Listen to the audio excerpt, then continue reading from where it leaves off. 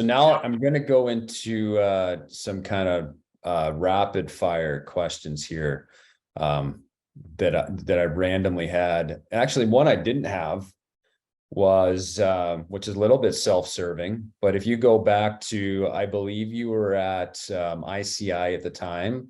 So that's Stauffer got sold to ICI. You were in Stony Creek. You were at the time in marketing. And so it was kind of probably your, I guess not first time, but first major time working with advertising agencies. So I know we've talked about this story a lot, but why don't you tell for the viewers, I guess, viewers, listeners, the story about when you took me to go visit a little, well, they weren't a little agency at the time, Cormark in London.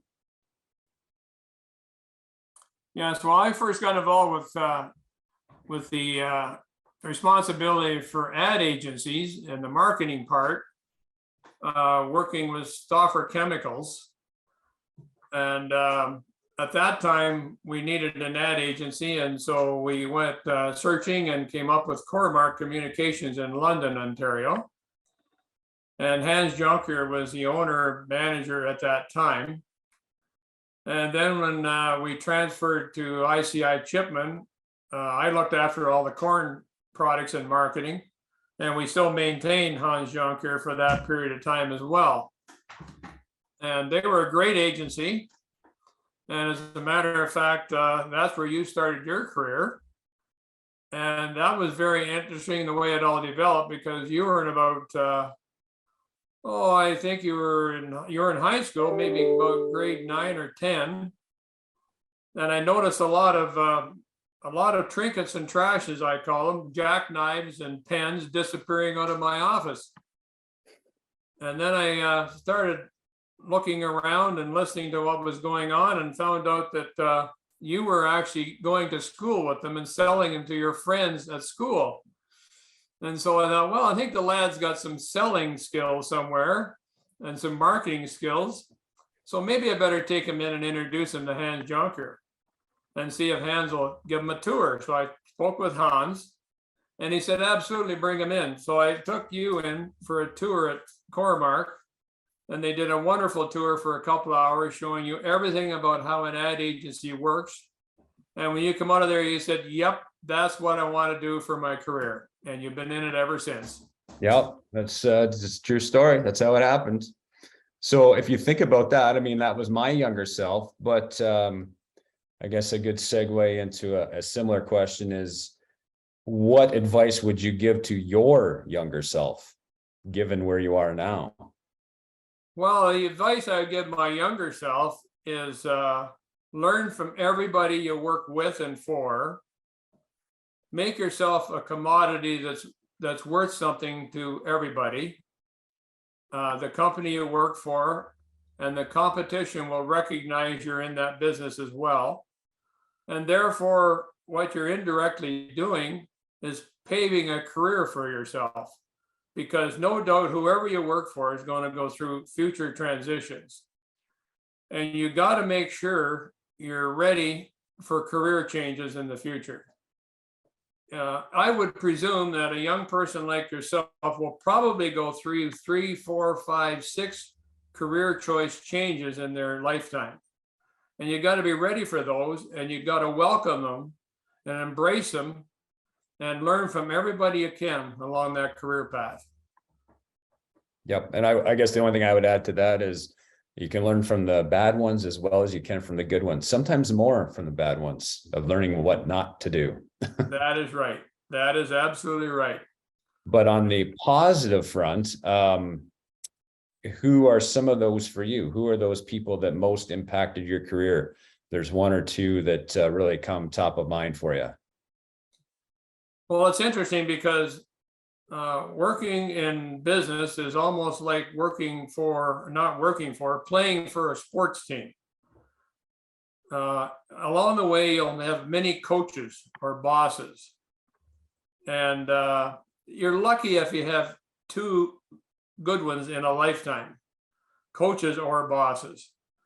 I was fortunate early in my career. My first job with Agri Chemicals, my first boss and owner of the company was a guy by the name of Jack Lancer. And Jack was an excellent salesperson. He just had people skills oozing out of him. And so I learned a lot about salesmanship, even though I never took a sales course in my life. But I've never had a problem working with people because I'm fairly extroverted. But he was a wonderful person to learn from. And then the second boss I had with the second company I worked for, which was Fison's, was Bruce Collins. And he was an excellent boss as well, but I learned different things from him because he managed a fairly big operation at the time.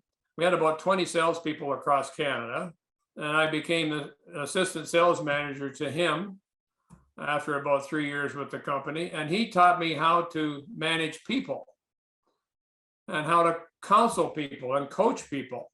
And so I was lucky to have that experience. And then later on with Stauffer Chemicals, I also had a good boss. His name was Luke Rice, and he lived in the US. And he was just a wonderful man.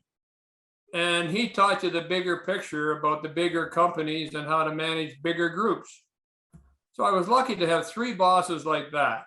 I also had a lot of bad ones along the way, but we won't talk about them.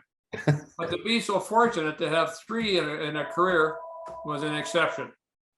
Well, you mentioned how many, I guess, job transitions, whether that's even within the same company or other companies. I think one of the things you've done a good job at, and I'm not sure if I think it's just natural versus actually an overt effort, is keeping in touch with many different people along the way. Whether it's living in Carlisle or living in China or the jobs that have there, and now having friends in Texas and all over the world, China, obviously everywhere there is in Canada. So you've done a good job of just staying in touch with a lot of those people. And I know right now, I think you're working with even like Doug Gowdy, who you worked with along the way, and now you're on Rotary Club together. And it's just keeping those relationships, I guess, just making sure that you maintain those relationships. Maybe talk a little bit about that. Like, do you actually think about that? Like, is that something that you actually are doing naturally, or do you think about it? Well, I got to stay in touch with these people. I need to do this, etc. Well, it comes fairly natural to me. I guess it probably started at a young age because I was an only child and I had nobody to play with. However, my neighbors on the farm, on one side of me, there was a family of 6. On the other side, there were 2 families with 6 and 5. So I was surrounded by kids. But if I wanted to play with somebody, I had to go to the neighbors. And so you very quickly learn how to get along with people and keep those relationships. And then the same deal in a small country school with only 24 people or whatever it was, with 8 grades. Again, you build relationships, but not necessarily with your age group, because here we were with 24 people in 8 grades. There's only 2 people in my grade at school. So that started at a young age. And then you move on from there and you play sports and you move on. And every place you go, you meet different people. And I, like I said, I'm a bit of an extrovert. So I have no trouble in meeting people. And to me, your only legacy in life when you leave is your relationships with people. Yep. No, exactly.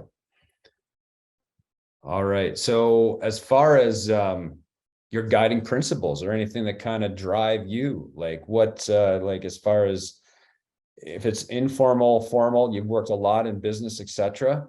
So is there any kind of rules of, I guess, lessons from Len here that you would, if you were writing a business book, etc., that which could be cultural or specific to the business, best practices that that you might feel is valuable for the rest of us? Well, the main lessons are people lessons. Learn all you can from a technical perspective of whatever business you're in. You have to know the technical perspective. However, what really gets the job done is your people relationships and skills. And you cannot do whatever you're trying to do by yourself. You have to do it with a team. Just like the sports business, as another example, you cannot win a game without a team, and business is the same thing. You have to have a team of people to accomplish your goals. And the better you build that team and communicate with the team and everybody around you, the more successes you will have. And that's the key for anybody in the business world. And that's my number one factor right there. And if you haven't got great people skills, you better learn them as quick as you can, because that's where the business is going to be forever. I mean, with all the modern technology, that isn't going to go away. You still have to have the people skills to take it the next step. I would argue even I guess COVID taught us a lot of things about ourselves, but it also, I would say, is even more challenging with the technology, right? But you can still do it. So it's finding a way to do that, even if you never meet a person. I remember I had one client, and at the end of 2 years, we realized we'd never actually seen each other in person. But it's finding a way to not just like you said, working with China. It's not like calling them up for the order or like a product features and benefits all the time.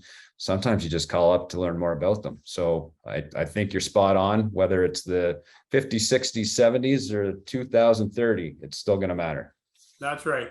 That's right. So it'd be hard to get through an entire podcast or interview or discussion with you without a story of your legendary father. So a lot of people that will probably listen to this will also know stories of Baldy Hawkins, especially in southwestern Ontario. But I was in China once. People asked me if I was related to him, and they'd never met me before. So his story does stretch wide and far. But you could come up with one of your own stories. But one of the favorite ones I had was when we had some renters on one of the farms that were causing a little bit of a ruckus. I don't know if you want to tell that story or pick your own, but I think those listening here would enjoy at least one story. I would say my favorite story about my father, who was a bit of a character and very extroverted, was back in those days of my early childhood, and the days of agriculture in the 50s and 60s and 70s, was you took your grain to the local elevator and you took your cattle to the local sales barns when you bought them and sold them. And there was a place called Hensel, which had a 2 or 3 grain elevators and a livestock sales barn. And also a hotel, which was absolutely necessary in those days because a lot of people gathered in that small town. So anyway, my father one day walked in there after the sale, and of course, the hotel was full of people. And in his big loud voice, he hollers to the bartender, "The bartender, set them all up. Everybody's here. When Hawkins drinks, everybody drinks." And so the bartender's really excited. He's going to get a lot of business, right? So he runs around and sets everybody down a glass, and then 15 minutes later, the whole process again, and 15 minutes later, the whole process again. So a couple hours later, it's time to leave. So my dad gets up and goes to the bartender and says, "Okay, you can announce now, when Hawkins pays, everybody pays." And he walked out. And he never got killed, which is the amazing thing. He never got killed. Well, he had his people even back then. People protected him for sure. But it leads me to in talking a little bit about, like you said, you were a lonely child growing up, and how you created those people skills. That's one way about it, I guess, learning that from your father, my grandfather, but also on your mother.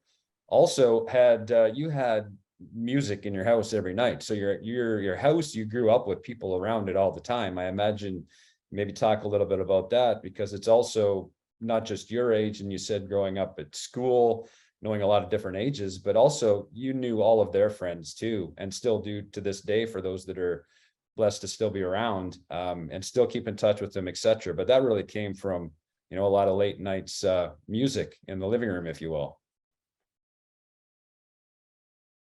Yeah, that era, like I said earlier on, the community was everything because nobody traveled. Everybody worked hard all week. But on Saturday night, everybody went to the corner store to get groceries, or there was always some music going on at the local community center or the church, and everybody went to the dance. And there was a lot of